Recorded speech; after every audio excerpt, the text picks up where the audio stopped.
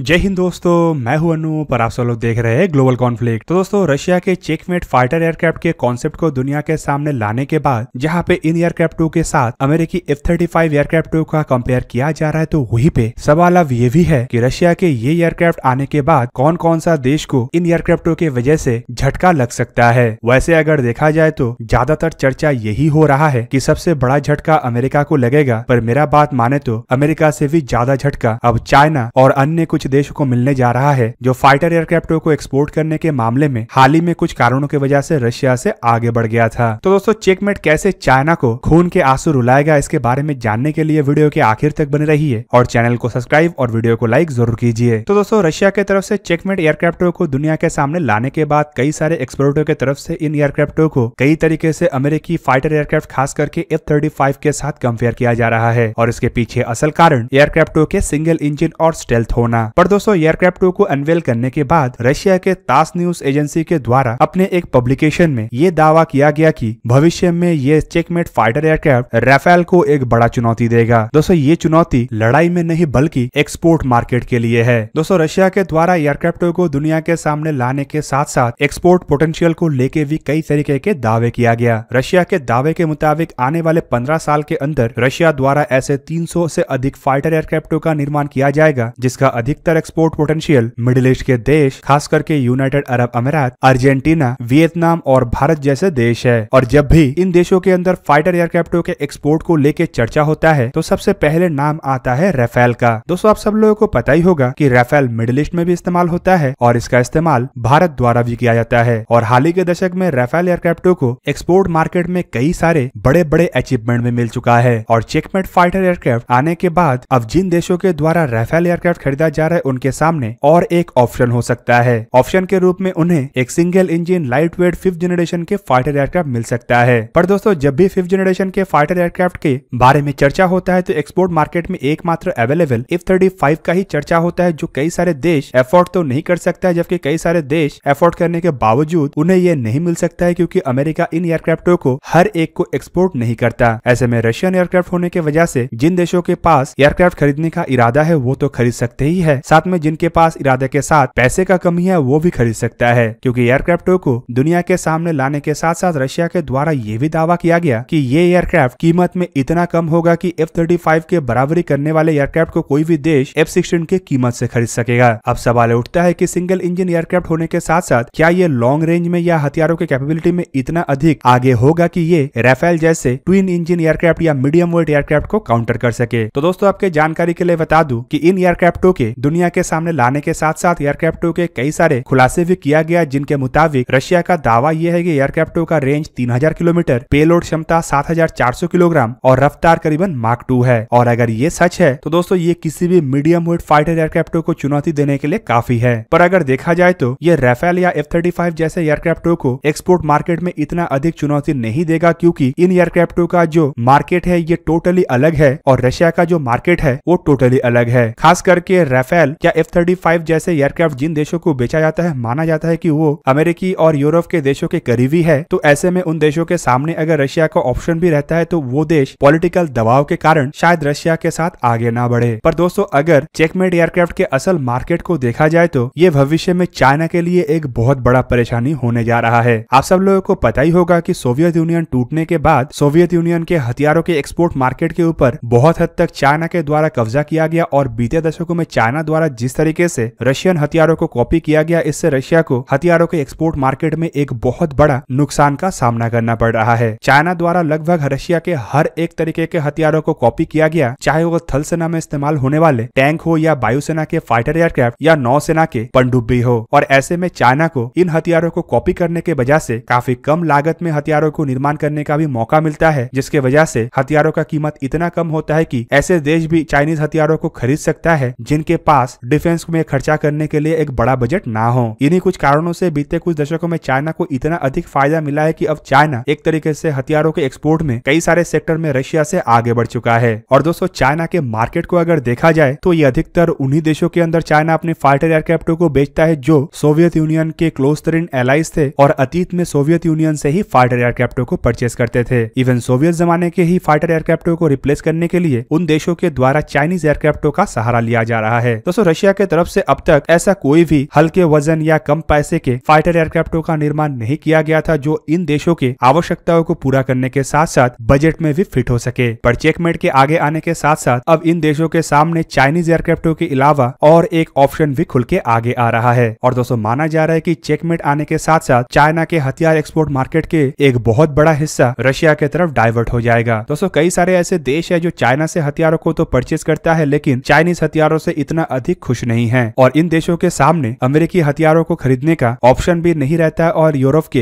हथियारों को ये अफोर्ड भी नहीं कर सकते। ऐसे में अगर पुराने सोवियत यूनियन के जमाने के भरोसे के साथ साथ सोवियत यूनियन के एक्सपीरियंस का इस्तेमाल करते हुए रशिया के द्वारा पहले के जैसे अपने हथियारों का निर्माण तेज गति से किया जाए और इसका कीमत भी कम हो तो आप समझ सकते होंगे कि उन देशों का चाइना के प्रति जो झुकाव है वो किस तरीके से कम होगा और किस तरीके से ये चाइना के लिए भविष्य में घातक बनेगा। दोस्तों खाली ये नहीं बल्कि देखा जाए तो रशिया के द्वारा चेकमेट फाइटर एयरक्राफ्ट की कीमत को लेकर भी बताया गया है कि ये इतना हद तक कम होगा कि कोई भी देश अगर सिंगल इंजन के 4th जनरेशन फाइटर एयरक्राफ्ट को खरीदने का क्षमता रखता है तो वो आसानी से चेकमेट को खरीद सकता है। मतलब ये खाली चाइना के भविष्य के 5th जनरेशन फाइटर एयरक्राफ्ट के एक्सपोर्ट मार्केट के ऊपर कब्जा नहीं करेगा बल्कि अभी के जो 4th जनरेशन के फाइटर एयरक्राफ्ट के एक्सपोर्ट मार्केट है उसे भी एक तरीके से तबाह करने में सक्षम होगा। दूसरी तरफ अगर देखा जाए तो रशिया खाली चेकमेट नामक एक ही कॉन्सेप्ट को लेकर आगे नहीं बढ़ रहा है। हाल ही में मिग कॉर्पोरेशन के भी 2 फाइटर एयरक्राफ्टों का खुलासा हो चुका है जिनमें एक तो ऐसा एयरक्राफ्ट है जो आने वाले भविष्य में हथियारों के मार्केट में एक बहुत बड़ा हलचल पैदा करने जा रहा है। दोस्तों रिपोर्टों के मुताबिक रशिया के तरफ से मिग कॉर्पोरेशन के एक single engine light weight aircraft का भी स्केल मॉडल मार्क्स 2021 एग्जीबिशन में लाया गया था जिसे लेकर रशिया का यह भी दावा है कि ये मिग 21 एयरक्राफ्टों का रिप्लेसमेंट है। जबकि एयरक्राफ्ट के अगर कॉन्फ़िगरेशन और आकार को देखा जाए तो माना जा रहा है कि ये YAK-130 फाइटर ट्रेनर एयरक्राफ्ट के जैसा ही होगा। और दोस्तों इसके साथ साथ अंदाजा ये भी लगाया जा रहा है कि इसका कीमत तो चाइना के जंग फाइटरों की तुलना में भी काफी कम होगा। मतलब दुनिया के सामने ट्रेनर एयरक्राफ्ट की कीमत में एक ऐसा एयरक्राफ्ट आने जा रहा है जो फिलहाल सर्विंग मिग 21 जैसे एयरक्राफ्टों के रिप्लेसमेंट के लिए बेहतरीन ऑप्शन बनेगा। दोस्तों इवन अगर देखा जाए तो चाइना भी अमेरिकी F-35 जैसे फाइटर एयरक्राफ्टों को काउंटर करने के लिए अपना तैयारी कर रहा है जिनमें FC-31 नामक एक फाइटर एयरक्राफ्ट का निर्माण करने का दावा चाइना की तरफ से किया जाता है। 2012 में सबसे पहला उड़ान भरने के बाद अब तक इन एयरक्राफ्टों के 2 प्रोटोटाइप से अधिक चाइना के द्वारा निर्माण करना संभव नहीं हो पाया और ना ही इन एयरक्राफ्टों को चाइना अपने बेड़े में शामिल कर पाया है। कुल मिलाकर रिपोर्टें तो ये भी है कि चाइना के FC-31 एयरक्राफ्टों का basic design carrier borne fighter aircraft के रूप में किया जा रहा था लेकिन ये कैरियर बॉर्न फाइटर एयरक्राफ्ट के रूप में अधिक सफल नहीं हो सकता। इसका भनक चाइना को लग चुका है और इस वजह से चाइना इसे एक्सपोर्ट मार्केट में उतारने का जरिए के रूप में देख रहा है। पर अगर चेकमेट का रशियन कॉन्सेप्ट को देखा जाए तो ये चाइना के सपने को तोड़ने के लिए काफी है। दोस्तों चाइना कई तरीके के वेस्टर्न और रशियन हथियारों की कॉपी करके ही अपने एयरक्राफ्टों का निर्माण किया है जिनमें पूरा हद तक चाइना को अभी तक सफलता नहीं मिला। खास करके एयरक्राफ्टों में इस्तेमाल होने वाले इंजन और एयरक्राफ्टों के कई तरीके के क्रिटिकल कंपोनेंटों को लेके।